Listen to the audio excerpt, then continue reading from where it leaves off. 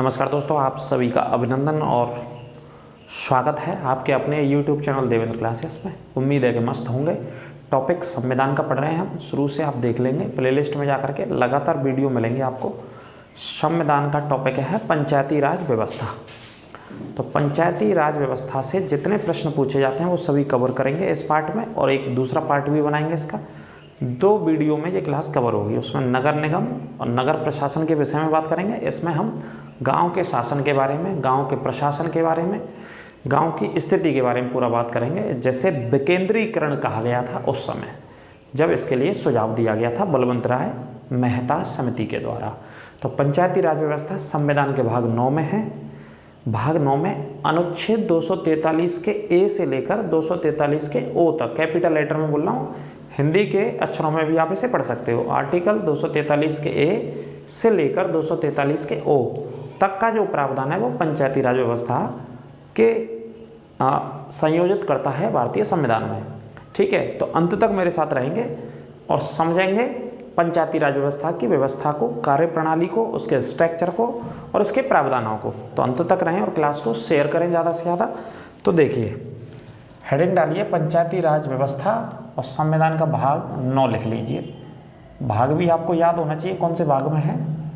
अनुच्छेद एक बार मैं पढ़ा चुका हूँ पहले, लेकिन फिर भी लिख देता हूँ। आर्टिकल 243 के ए से लेकर आर्टिकल 243 के ओ तक, 243 के ओ तक प्रावधान है ना। ये लिख लेना पंचायती राज व्यवस्था का मतलब ए से लगा करके ओ तक प्रावधान है पंचायती राज व्यवस्था।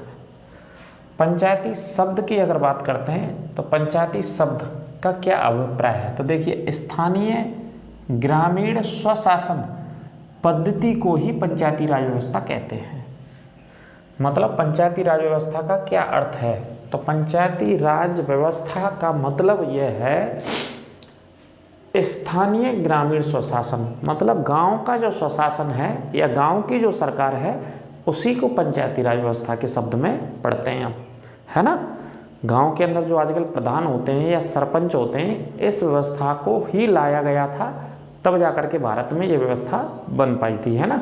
अलग अलग सरकारों ने प्रयास किया संवैधानिक दर्जा देने के लिए।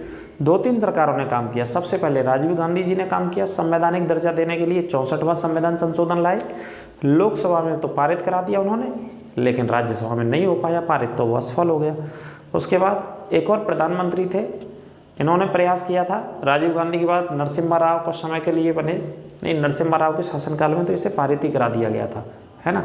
उनसे पहले कुछ समय के लिए बीपी सिंह प्रधानमंत्री थे, तो बीपी सिंह ने भी कोशिश करी, तो बीपी सिंह की भी सरकार गिर गई, उस समय भी नहीं हो पाया संवैधानिक दर्जा। फिर आते हैं तीसरे prime minister doctor Narasimha Rao. Narasimha Rao के शासन में या सरकार में या शासनकाल में पंचायती राज व्यवस्था को संवैधानिक दर्जा दिया गया था। यानी कि अनुच्छेद जो 40 है, आर्टिकल 40 आपने पढ़ा होगा, अनुच्छेद 40 में पंचायतों की स्थापना का प्रावधान है, गठन का प्रावधान है, उसके स्ट्रक्चर के बारे में लिखा है, लेकिन संवैधानिक दर्जा नहीं है वहाँ पे।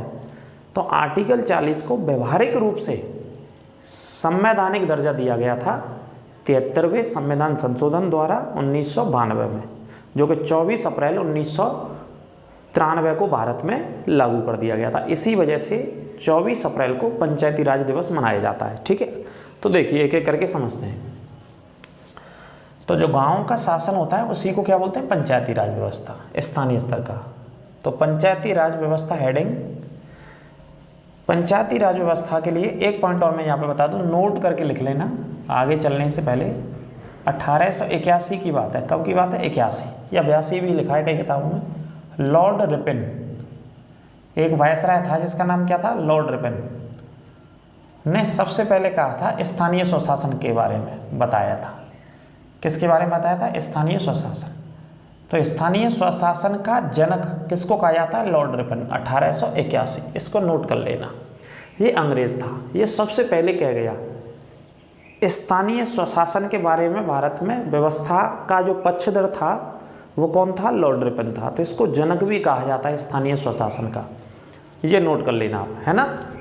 चार्ल्स मेटकॉफ, एक अंग्रेज था चार्ल्स मेटकॉफ, उसने भी कहा था कि भारत के अंदर जो गांव हैं वो गांव गणतंत्र के रूप में स्थापित होने चाहिए, यानी कि सरकारों के रूप में स्थापित होने चाहिए, यानी कि शक्तियां गांवों को दी जानी चाहिए। जो शक्ति दिल्ली के स्तर पर सरकार के पास होती है, इसी तरीके की शक्तियां गांव के चुने हुए लोगों को दी जानी चाहिए। उसी को विकेंद्रीकरण कहा जाता है संविधान में।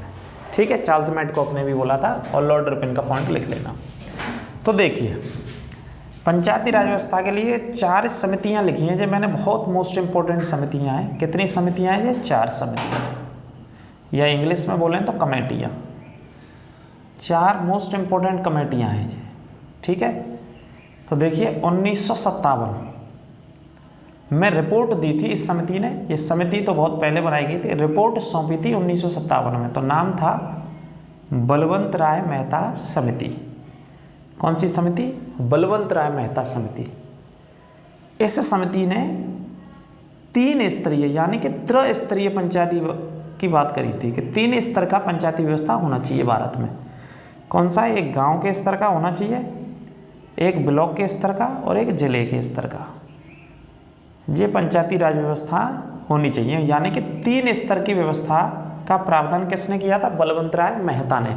1957 में इन्होंने रिपोर्ट सौंपी थी, और इन्हीं को भारत में क्या कहा जाता है? पंचायती राज व्यवस्था का शिल्पी भी कहा जाता है। ये भी नोट कर लेना, शिल्पी कहा जाता है। शिल्पी किसको कहा जाता है? बलवंत राय मेहता को, पंचायती राज व्यवस्था का, यानी कि वास्तुकार कहा जाता है, बनाने वाला कहा जाता है। इस समय हमारे भारत में जो पंचायती राज व्यवस्था काम करती है वो यही वाली काम कर रही है, बलवंत राय मेहता वाली।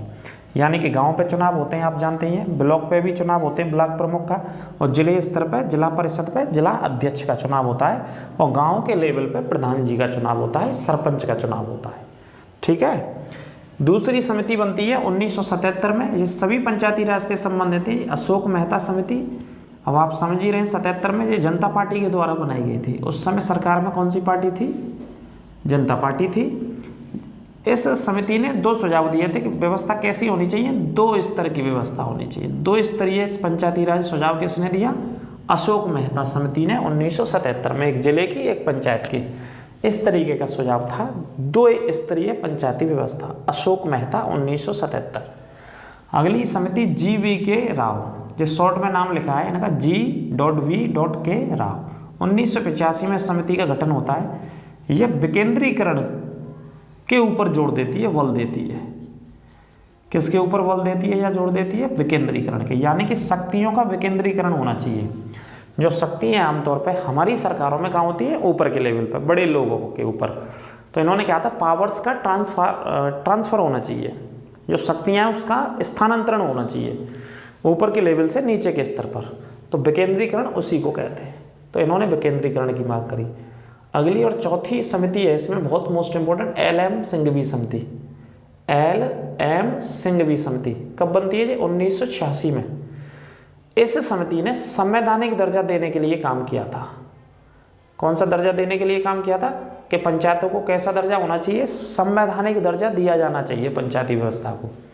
ये बात सबसे पहले कौन कह रही है? LM सिंघवी समिति। तो ये प्रश्न इसी पॉइंट से पूछा जाता है। चारों समितियों की वर्ष, इनके नाम और इनके जो काम मोस्ट इंपॉर्टेंट है, इनको छाप लो और नोट कर लो। कोई दिक्कत कमेंट करके पूछ सकते हैं कमेंट बॉक्स के माध्यम से। ठीक है, अब जो सबसे इंपॉर्टेंट है इसे पढ़ लेते हैं डिटेल में थोड़ा। देखिए, बलवंत राय मेहता समिति। तो भारत सरकार ने सामुदायिक विकास कार्यक्रम, एक कार्यक्रम चलाया सरकार ने 1952 में। जवाहरलाल नेहरू जी पहले प्रधानमंत्री ने क्या नाम रखा इसका? सामुदायिक विकास, यानी कि सभी समुदाय के लोगों का विकास करना था। क्या करना था? विकास। तो सामुदायिक विकास कार्यक्रम 1952 में शुरू किया। और एक और कार्यक्रम था राष्ट्रीय विस्तार कार्यक्रम। ये कब शुरू किया? 1953 में। ये दोनों कार्यक्रम शुरू किए थे 52 में और 53 में। ठीक है, इन दोनों कार्यक्रमों के कार्यों की जांच करने के लिए सामुदायिक विकास और राष्ट्रीय विस्तार 1952 और 1953, इनके कार्यों की जांच करने के लिए एक समिति बनाई गई। जांच के लिए एक समिति का गठन किया जाता है, और उस समिति के अध्यक्ष थे बलवंत राय मेहता। कौन थे? बलवंत राय मेहता। इन्होंने 1957 में अपनी रिपोर्ट सरकार को सौंप दी। इन्होंने कहा था कि लोकतांत्रिक विकेंद्रीकरण की व्यवस्था भारत में लागू होनी चाहिए। काय की सिफारिश करी? लोकतांत्रिक विकेंद्रीकरण। छाप लेना, very very very important line है जो पूछी जाती है, प्रश्न पूछा जाता है उठा करके। लोकतांत्रिक विकेंद्रीकरण का सुझाव किसने दिया था, किसकी सिफारिश पर लागू किया गया था? तो बलवंत राय मेहता समिति। लोकतांत्रिक विकेंद्रीकरण का मतलब पंचायतों को शक्ति दी जानी चाहिए, पंचायतों को पावर्स दी जानी चाहिए, है ना, जो ऊपर के लेवल पे उसका ट्रांसफर होना चाहिए पावर्स का। तो लोकतांत्रिक विकेंद्रीकरण की बात करी इन्होंने। इसी व्यवस्था को पंचायती राज व्यवस्था कहते हैं। इसी बात को क्या बोलते हैं? पंचायती राज व्यवस्था कहते हैं। मोस्ट इंपॉर्टेंट पॉइंट है, मोस्ट इंपॉर्टेंट चैप्टर है आपके लिए। वीडियो की क्वालिटी बढ़ा करके आप देख लेंगे, थोड़ा सा नेट खर्च कर लिया करो कभी कभार, तो साफ दिखेगा। समिति की सिफारिशों को राष्ट्रीय विकास परिषद, इसे इंग्लिश में क्या बोलते हैं? एनडीसी। एनडीसी राष्ट्रीय विकास परिषद ने कब अपना लिया? 1958 में अपना लिया था। 57 में इन्होंने सिफारिश दी थी। कब दी थी? 1957 में। और एक साल के बाद अपना लिया था। किसने अपनाया सिफारिशों को? राष्ट्रीय विकास परिषद, यानी कि एनडीसी ने अपनाया था। ठीक है, अगला पॉइंट है, जब अपनाने के बाद 2 अक्टूबर 1959 को सबसे पहले राजस्थान के नागौर में पहले प्रधानमंत्री जवाहरलाल नेहरू ने पंचायती व्यवस्था को लागू किया, और इसके बाद आंध्र प्रदेश ने भी 1959 में लागू कर दिया था।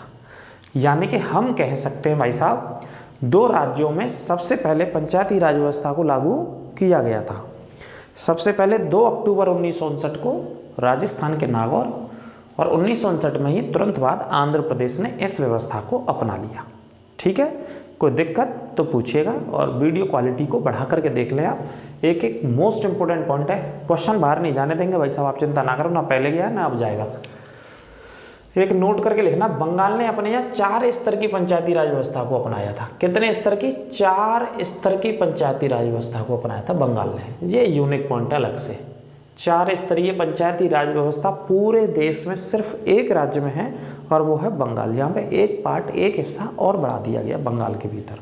ठीक है, अच्छे से नोट कर लीजिएगा भाई साहब। अब हेडिंग डाल लेना, नरसिम्हा राव सरकार। चूँकि संवैधानिक दर्जा तो इसी सरकार ने दिया था, प्रधानमंत्री जी ने। प्रधानमंत्री कौन थे भारत के? नरसिम्हा राव। नरसिम्हा राव से पहले बीपी सिंह ने प्रयास किया, उनसे पहले सबसे पहले राजीव गांधी ने प्रयास किया था पंचायतों को संवैधानिक दर्जा देने के लिए 64वें संविधान संशोधन के द्वारा। हालांकि उन्होंने लोकसभा में पारित करा लिया, लेकिन राज्यसभा में उनकी सरकार का, उनका और इस व्यवस्था का बहुत जोर से विरोध किया गया उस समय, है ना। जो अपोजिशन के लीडर थे, अपोजिशन के नेता थे, अपोजिशन के मेंबर थे उस समय, मेंबर का मतलब सांसद थे उस समय, उन्होंने विरोध किया तो राज्यसभा में पारित नहीं हो पाया। इस वजह से असफल हो गया राजीव गांधी के समय में। फिर वीपी सिंह ने प्रयास किया, कुछ समय के लिए प्रधानमंत्री बनते हैं, विश्वनाथ प्रताप सिंह, वो भी नहीं कर पाए इस व्यवस्था को संवैधानिक दर्जा। उनके बाद फाइनली नरसिम्हा राव प्रधानमंत्री बनते हैं, जो कि पूरा कार्यकाल 6 साल तक प्रधानमंत्री रहते हैं। 1991 से 1996 तक नरसिम्हा राव भारत के प्रधानमंत्री थे। इन्हीं की सरकार ने संविधान में संशोधन किया, जिसको हम 73वां संविधान संशोधन पढ़ते हैं। आगे देखते हैं, नोट करके लिखिएगा। नरसिम्हा राव की सरकार ने पंचायतों को संवैधानिक दर्जा देने के लिए सितंबर 1991 में लोकसभा में विधेयक प्रस्तुत किया, और यह विधेयक 73वें संविधान संशोधन 1992 के रूप में पारित हुआ था। ये नोट कर लेना, इस लाइन को छाप लेना। कौन सा संविधान संशोधन है? 73वां संविधान संशोधन 1992 के रूप में यह पारित हो गया था भाई साहब। ठीक है, सबसे ज़्यादा प्रश्न पूछा जाता है, कौन से संविधान संशोधन के द्वारा पंचायतों को संवैधानिक दर्जा दिया गया? 73वां संविधान संशोधन वर्ष 1992 में। कौन से प्रधानमंत्री के शासनकाल में? तो नरसिम्हा राव प्रधानमंत्री के शासनकाल में। ठीक है, नोट कर लीजिएगा, इससे बाहर नहीं जाएगा। नोट करके लिखना, 24 अप्रैल 1993 को भारत में इस व्यवस्था को क्या कर दिया? लागू कर दिया गया। 24 अप्रैल 1993 को इस व्यवस्था को भारत में लागू कर दिया गया था। 24 अप्रैल की तारीख थी। इसी वजह से 24 अप्रैल को पंचायती राज दिवस मनाया जाता है, राष्ट्रीय पंचायती राज दिवस। 24 अप्रैल को पंचायती दिवस मनाया जाता है, ये नोट कर लेना। इसी वजह से पंचायती दिवस मनाते हैं। यूपी पुलिस में इंपॉर्टेंट टॉपिक भी है कि भाई पंचायतों दिवस आपको याद करने, तो एक एक सेट में 3-3 दिवस आए थे, आपने देखा ही होगा यूपी पुलिस में तो भाई साहब, है ना। तो पंचायती राज दिवस मनाया जाता है इसी वजह से 24 अप्रैल को। अगला पॉइंट, इस संविधान संशोधन के द्वारा, कौन से संविधान संशोधन के द्वारा? 73वें संविधान संशोधन 1992 के द्वारा संविधान में 11वीं अनुसूची को जोड़ा गया तथा जिसमें 29 विषयों को शामिल किया गया। कितनी विषयों को शामिल किया गया? 29 विषयों को शामिल किया गया था। 29 विषय दी गई थी गांव के लिए, गांव के शासन के लिए, गांव की प्रशासन के लिए, कि गांव की जो व्यवस्था हुई उसमें 29 प्रकार की ऐसी विषय रखी गई जिन पे गांव के अंदर जो प्रतिनिधि चुने जाएंगे वो निर्णय ले सकते हैं, वो निर्माण कर सकते हैं, वो व्यवस्थाएं बना सकते हैं, विकास कार्य कर सकते हैं। ऐसी 29 विषय थी 11वीं अनुसूची में। ये 11वीं अनुसूची जोड़ी गई कौन से संविधान संशोधन? 73वें संविधान संशोधन के द्वारा, है ना। और 12वीं अनुसूची जोड़ी गई संविधान में 74वें संविधान संशोधन के द्वारा। उसे अगले पार्ट में पढ़ाएंगे, नगर निगम, नगर महापालिका के बारे में पढ़ाएंगे, ठीक है। अगला पॉइंट, आर्टिकल 40 तो आपने पढ़ाई होगा। अनुच्छेद 40 में ग्राम पंचायतों के गठन का प्रावधान किया गया है। किसका प्रावधान किया गया है? 40 में पंचायतों के गठन का प्रावधान, जो कि नीति निर्देशक सिद्धांतों में आता है।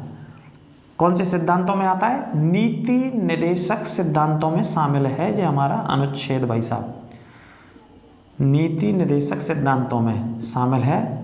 इनको ही क्या बोलते हैं? गांधीवादी सिद्धांत भी बोलते हैं, या गांधीवादी अनुच्छेद भी, जो कि पंचायती राज व्यवस्था को शामिल कराने का सुझाव महात्मा गांधी जी का था संविधान सभा के लिए, कि भाई भारत का विकास तभी होगा, भारत महान राष्ट्र तभी बनेगा पहले जब गांव का विकास होगा, गांव पर ध्यान दिया जाएगा, क्योंकि भारत की आत्मा, भारत की सभ्यता, भारत की व्यवस्था, भारत का एग्रीकल्चर गांव में बसता है, ठीक है। इस वजह से गांव पर विशेष जोर दिया गया महात्मा गांधी जी के द्वारा, और गांधी जी के सुझाव पर गांव को शामिल किया गया, यानी कि पंचायती व्यवस्था को शामिल किया गया संविधान में।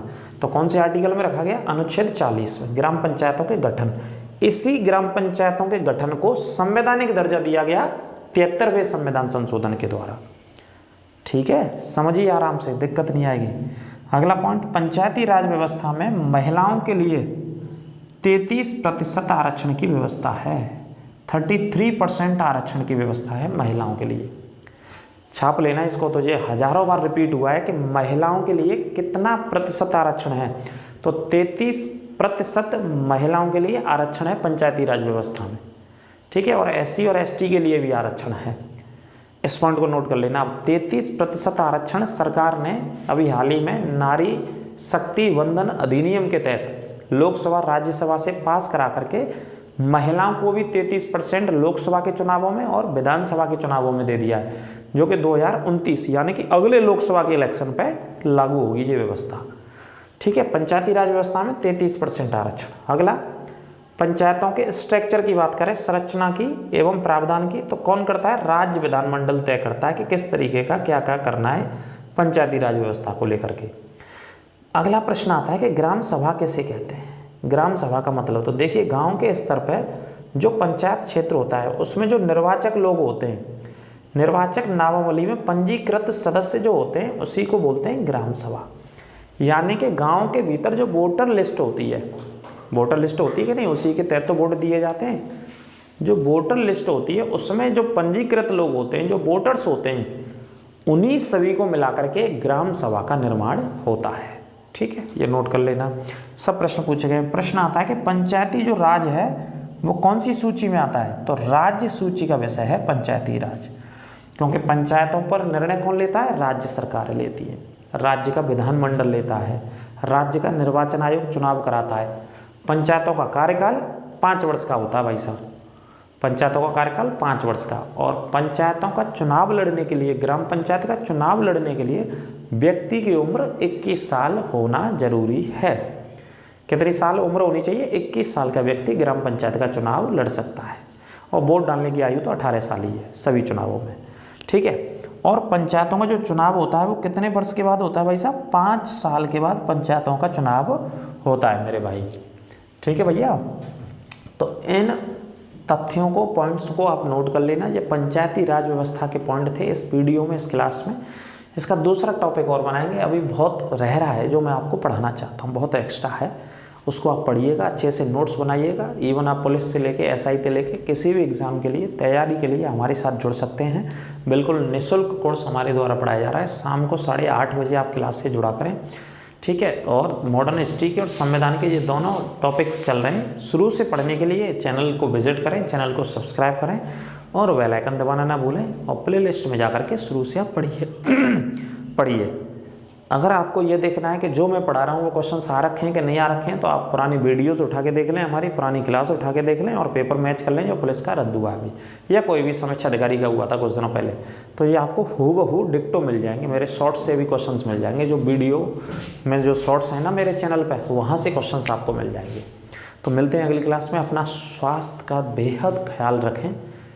नमस्कार, राधे राधे।